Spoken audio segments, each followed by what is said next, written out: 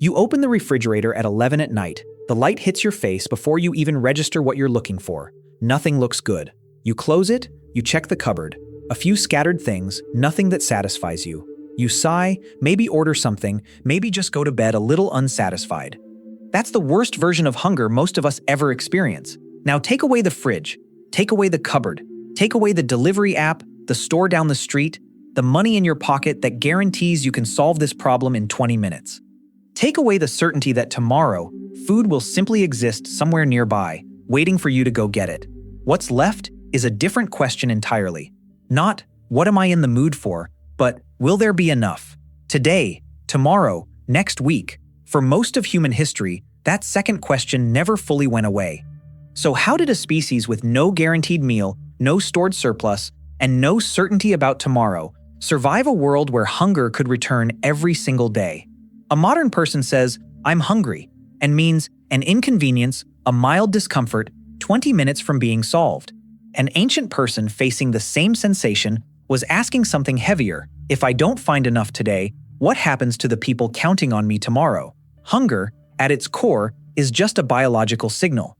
Your body burns energy constantly, even doing nothing. Your brain alone consumes a disproportionate share of it.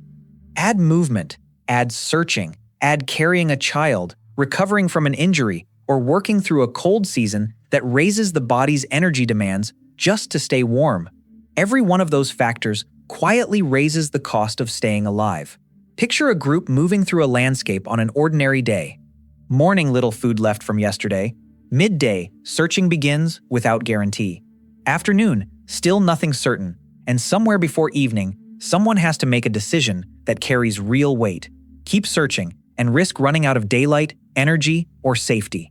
Or turn back and accept that tonight's meal will be smaller than anyone wanted. That decision, repeated countless times across countless days, is not primitive. It's risk management, made with the body as the only tool and the stakes as high as they get. Here's where the story gets more interesting than most people expect. It's tempting to imagine ancient survival as a simple formula. Get hungry, hunt an animal, eat. But that picture is too clean, and it hides the real advantage ancient humans had. Depending on environment, season, and region, hunter-gatherer diets could draw from an enormous range of sources. Meat, certainly. But also fish, shellfish, tubers, roots, wild fruits, nuts, seeds, honey, insects, eggs, marrow, and whatever else a specific landscape offered in a specific month. No single group ate all of these. What mattered wasn't any one food. It was the range of options available to fall back on when one source failed. The real advantage was never having the perfect food. It was never depending on only one. This connects to something in your own body that hasn't changed at all. Ever notice how, when you're genuinely hungry, your brain doesn't crave a plain salad? It craves something dense, something rich in fat, or sugar, or both. That's not a modern flaw. Some researchers argue that a strong preference for energy-dense food may reflect adaptations shaped in environments where calories were never guaranteed, where finding something fat-rich or sugar-rich meant securing more energy per bite, in a world with no way of knowing when the next opportunity would come. That doesn't mean your brain evolved specifically to crave fast food. It means the underlying reward system that lights up when you smell something rich and calorie-dense is older than agriculture, older than kitchens, older than the concept of a meal at a fixed time. You inherited a brain built for scarcity, and you're using it in a world of abundance. But food diversity alone didn't solve everything. What happened when the hunt itself failed? Imagine hours spent tracking, waiting, moving quietly, reading signs in the grass or the mud, and at the end of it, nothing. No animal, no meat, just the walk home, empty-handed. This is where flexibility became the real survival tool. A failed hunt didn't have to mean a failed day. Groups could shift targets, switch to gathering, move toward a different habitat, or draw on food sources they already knew from past seasons. Survival didn't depend on succeeding every time. It depended on always having something to try next. That backup plan, quietly built into how ancient humans thought about food, might be one of the most underrated survival skills in the entire story. And food wasn't only an individual problem, it was a social one. Picture 10 people, and only one of them returns with something worth eating. What happens next reveals something important about how humans are built. Food sharing shows up widely across many hunter-gatherer societies. though the patterns vary enormously depending on the type of food, the relationships involved, and the specific culture. It wasn't always equal, it wasn't always generous, but the underlying structure mattered. A successful hunter often wasn't only feeding himself, he was feeding a network, someone who cared for children that day, someone too injured to travel, an elder who remembered where a seasonal food source would reappear next month. One person's success today could become another person's survival tomorrow, with the understanding, spoken or not, that the favor would eventually move back the other way.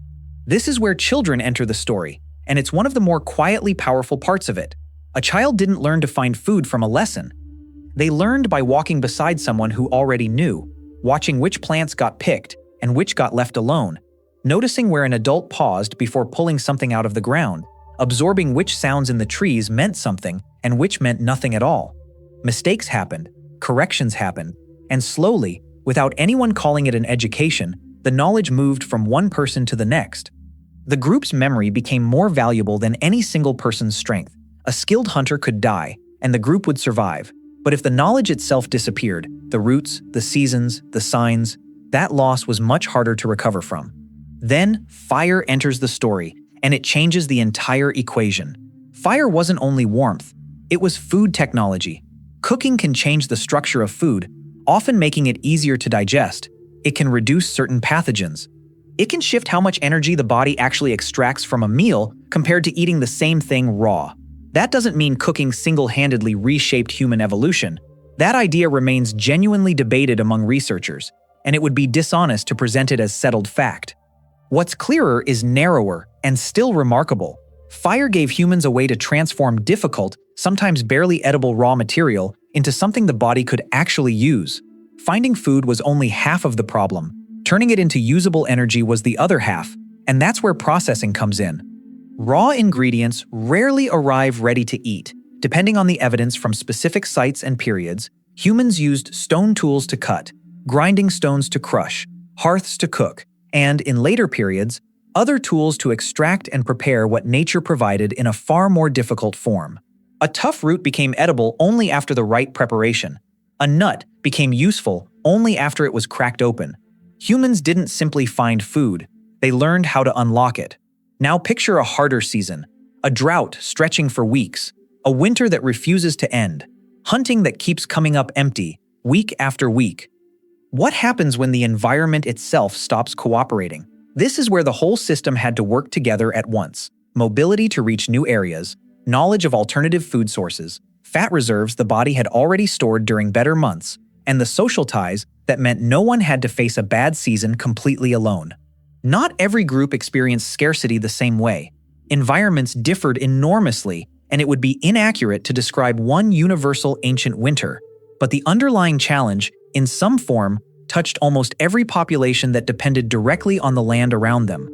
And this is where the story quietly turns back to you. Why does hunger make it hard to concentrate on anything else? Why can the smell of food suddenly become almost impossible to ignore when you haven't eaten in hours? Hunger doesn't simply sit in the stomach. It reaches into attention, mood, motivation, and decision-making. The effects aren't identical for everyone, and they depend heavily on context and severity. It would be an oversimplification to claim hunger reliably makes people aggressive, for instance. But the basic mechanism is old. Your body still treats an empty stomach as urgent information, because for most of your species' history, it genuinely was. Ancient human, will we find food today? Modern human, what's for dinner?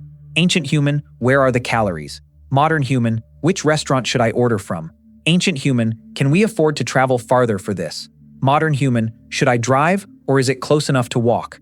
Different environment, same underlying machine, still running the same questions, just with far lower stakes attached to the answers. So here's the actual reveal, and it's bigger than ancient humans ate a lot of different foods. Ancient humans didn't defeat hunger. Nobody defeats hunger. It's not an enemy that gets destroyed once and never returns. What they built instead was a system that made hunger survivable, even when it couldn't be avoided. Knowledge of the land, the ability to move, a wide range of food sources instead of one, cooking, tools that unlocked difficult ingredients. Sharing that spread the risk across many people instead of one. Memory, carried forward through children who learned by watching. The individual was never the complete survival system, the group was. Tonight, you'll probably open your refrigerator again, the same way you did last night, without a second thought. You won't think about the tens of thousands of years of knowledge, cooperation, and adaptation sitting quietly behind that simple motion. You don't need to know where food grows, how to track an animal, which routes are safe, or how to make a season's harvest last until spring. Someone else built that system for you. Farmers, engineers, drivers, entire supply chains stretching across continents, mostly invisible, mostly unnoticed.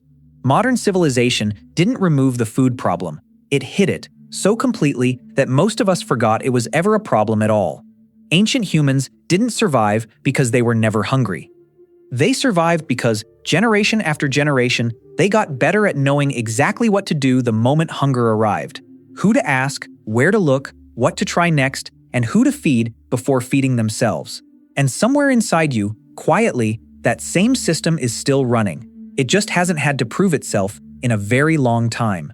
If you enjoyed this video, subscribe to BackTimes, hit the bell icon, and share this video with someone who loves history.